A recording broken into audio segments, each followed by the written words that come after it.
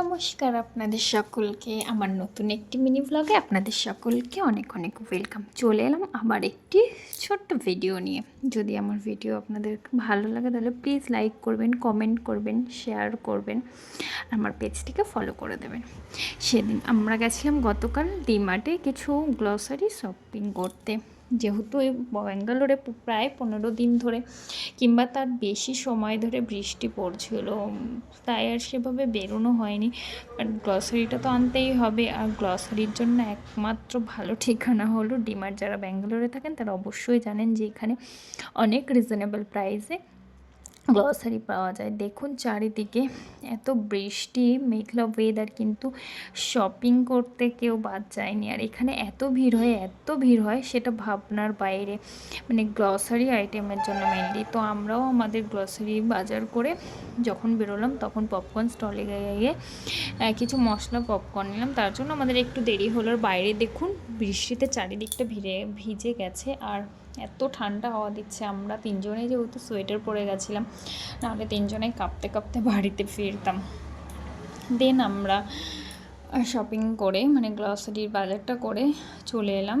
দেখুন এদিকে চারিদিকটা এত টুনি লাইট দিয়ে সাজিয়েছে, বিকজ এখানে পুজো হচ্ছে। মানে এক একটা জায়গায় এক একটা দিনে পুজো হচ্ছে। কিছুদিন আগে যেমন দেখালাম আমার ভিডিওতে যে আমার রুমের পাশের মন্দিরে পুজো হচ্ছে, ঠিক সেই পুজোটাই এখানে হচ্ছে। তারপরে আমরা চলে এলাম আমাদের গাড়ির কাছে। আর পপকর্ন নিয়েছিলাম, বললাম আপনাদের, মশলা পপকর্ন। তো আদির জন্য সেটা ওপেন করতেই হলো, কারণ ও ভীষণ কান্নাকাটি করছিল।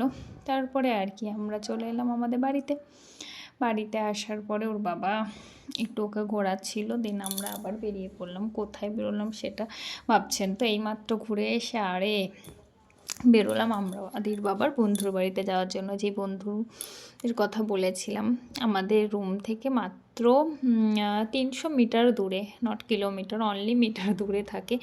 তাই মাঝে মাঝে তো যাওয়াই যায়, ওরাও আসে আমাদের রুমে, কিন্তু আমরা এই নিয়ে সেকেন্ড টাইম যাচ্ছি। তো যেহেতু রুম থেকে বেশি দূরে নয়, তাই খুব একটা প্রবলেম হয় না।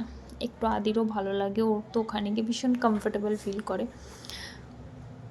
কারণ হচ্ছে ওদের রুমটা যেহেতু 3তলার ওপরে, তো ছাদ টাদ সবই আছে, তাই আদি ওখানে গিয়ে একটু বেশি দপাদপি লাফালাফি করতে পারে। আর দেখুন এখানে এত হাওয়া দিচ্ছে যে চুলটুল সব উড়িয়ে নিয়ে চলে যাচ্ছিলো। তারপরে বলতে বলতে আমরা চলে এসেছি। ওর বাবা নক করলো, ব্যাস। তারপরে আর কি কিছু খাওয়া দাওয়া করলাম। খাওয়া দাওয়া বলতে সেখানে হয়েছিল নানপুরি আর ঘুগনি, দারুণ হয়েছিল।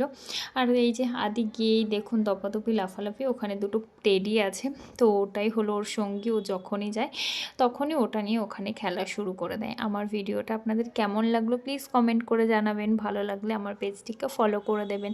আজ এইটুকুনি, দেখা হবে নেক্সট একটা ভিডিও নিয়ে খুব শিগগিরই। টাটা, বাই, ভালো থাকবেন।